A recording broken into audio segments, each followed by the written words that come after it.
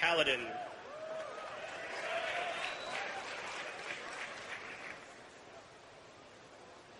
So at the top is a tier that's about movement, which I know sounds pretty crazy for Paladin. We totally redesigned speed of light. Now think of it as a sprint that also does some healing while you're sprinting. It's up against a modified long arm of the law, so whenever you judge, you get a speed movement. We don't think we need to have the minimum range thing anymore, so judge makes you fast. And then this is a very different pursuit of justice, which gives you a 10% movement speed for every charge of holy power. So you can think about holding the holy power for a little bit so you can go fast, or using it because you need to use it on something else.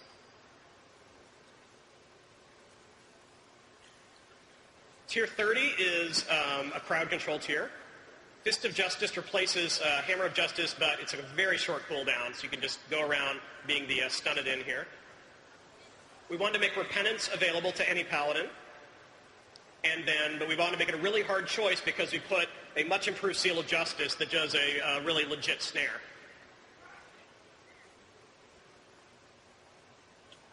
.45 is a survival tier. Hopefully it'll be a hard choice for the Prot Paladins, but there's good stuff in here for the other two as well. Blessed Life is the modification of the current talent that gives you holy power when you take damage. There's only direct damage, so just standing in an AE isn't going to flood you with holy power.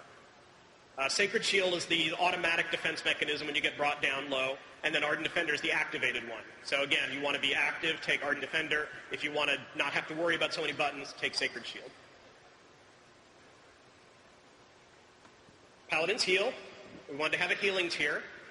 There's a very redesigned Selfless Healer, all about Flash of Light.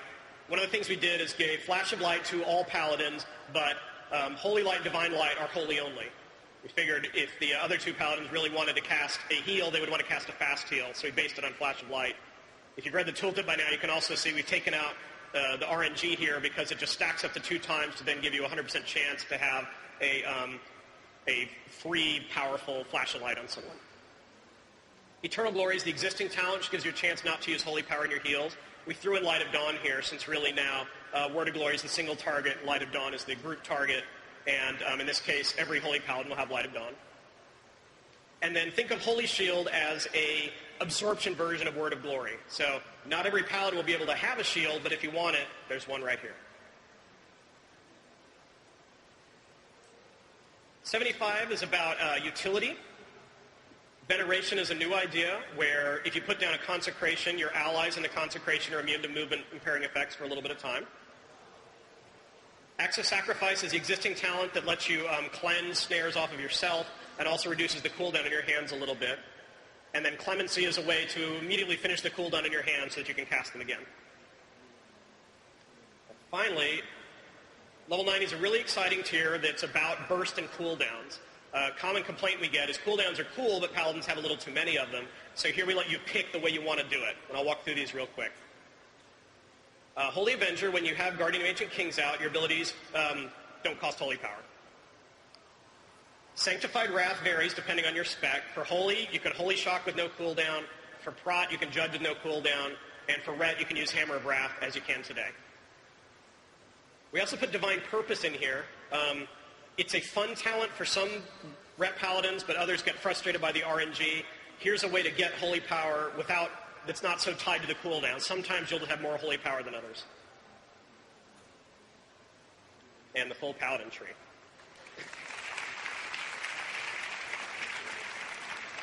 Everyone still here? We're getting there. We're in the home stretch. Stay with me. It's the Priest. Priest is a challenge because we have 2 healing specs and 1 damage spec, and we really wanted to make sure that the choices were there. We didn't want to just have, hey, here's 2 healing choices, and then here's the thing that Shadow chooses. So these are some pretty creative talents. Really excited about these. Level 15 is about control. We tried to let players recreate the existing builds they have, so if you just like Psychic Scream, take Psychic Scream and you're good. If you want to try something different, we have 2 new forms of crowd control in here. The Void Tendrils rise from the ground and can root all targets within an area. And the Siphene is kind of an interesting idea where a little Siphene comes out and will Psychic Scream repeatedly on different targets.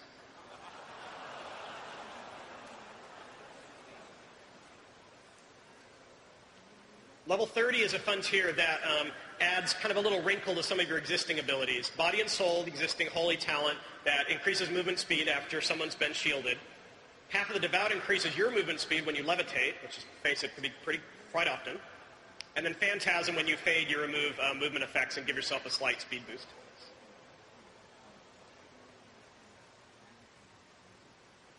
Level 45 is about damage and healing. Again, we didn't want to just be, okay, Shadow always has to take this one, so we wanted to have choices in here.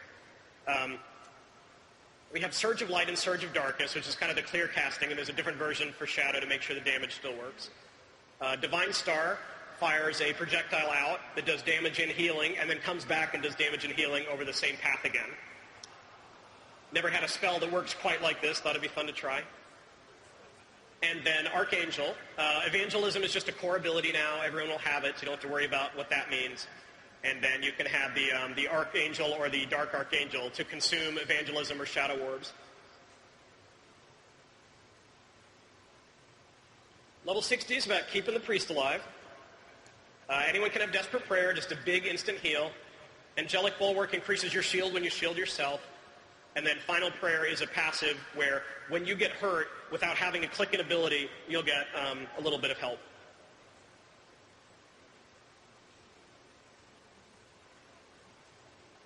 Level 75 is about power.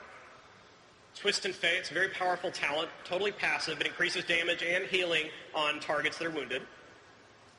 Existing Power Infusion from Disc, now available to everyone. And we merged Serendipity and Mind Melt into one talent choice here that lets you reduce the mana cost and stack the ability, whether it's the heal for Serendipity or the Mind Spike for Shadow. 3 crazy new abilities at level 90. Vow of Unity, imagine that you designate a champion for a short period of time, and you can, when you heal that person, it heals you a little bit like a reverse beacon. Doesn't last the whole time, though. Void Shift's really crazy talent. Hopefully you can pull this off. It just swaps health percentage with your target. So that's all. Yeah, no big deal. Very simple, obviously a lot of ramifications. If the tank is at 50% and you're at 100%, you can swap that health and then quickly heal yourself up. I know, it's awesome. And then Vampiric Dominance is a greatly improved Vampiric Embrace. Shadow used to have this cool vibe of the self-healer, of the kind of passive heal the rest of your group. We thought by making you choose one of these 3 abilities, we could offer it in a more powerful version. So hopefully we'll see some more Vampiric Priest out there. But again, Holy or Disc could take this if they choose. And the Priest Tree.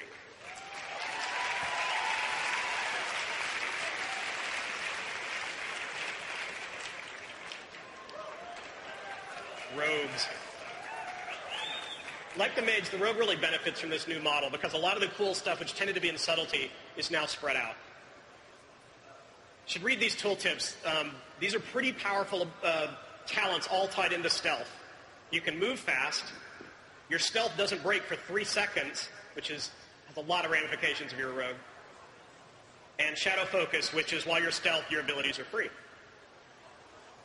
Obviously, you can't take both of those together or you would be broken. And that's kind of what we really like about the talent system.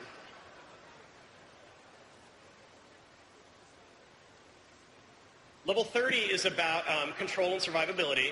This is the existing Deadly Throw with a nice movement speed debuff on it as well. The way Nerve Strike works is if you kidney shot or cheap shot someone, it also debuffs their damage for a short period of time. Obviously, the target has to be susceptible to kidney shot or cheap shot for that to work. And then this is the existing combat readiness where you can kind of build up resistance to someone who's trying to beat your face in with his Titan's grip. 45 is about staying alive. Cheat Death is up against a new type of poison. We tried to introduce a few types of rogue poisons. Leeching Poison, as you beat on someone, it will heal you for a little bit of the damage dealt. And Improved Recuperate, I think rogues are pretty familiar with. Level 60. Here's your Shadow Step as promised, but you'll have to choose it or Preparation. We went ahead and put the glyph part of prep in here as well, so you get all of those abilities listed. Burst of Speed is exactly what it sounds like. It is a sprint on no cooldown that costs energy.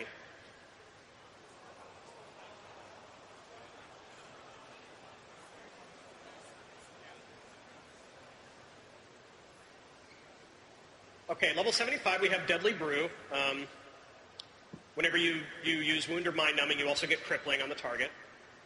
Paralytic Poison will let you paralyze someone. You have to hit them a few times before you get enough stacks to actually paralyze them. And then Dirty Tricks lets you, your Gouge and Blind won't break from damage from poisons and bleeds. You can try to debuff someone a little bit, and then Gouge or Blind them, and they'll continue to take damage. And then, let's see what we did here.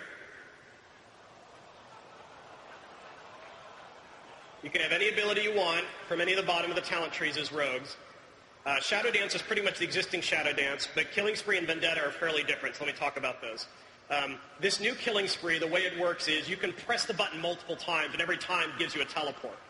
We hope it's a little less disorienting than the current kind of bounce all over. You push it once, you blink. You push it another time, you'll go somewhere else.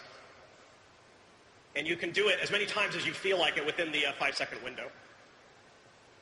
Vendetta, the real key here is that bottom part about Vengeful Strike. Once you have a Vendetta target, you can use your Vengeful Strike ability. This is the ability that comes with Vendetta. And you'll notice the big key there is that little bit about 30-yard range.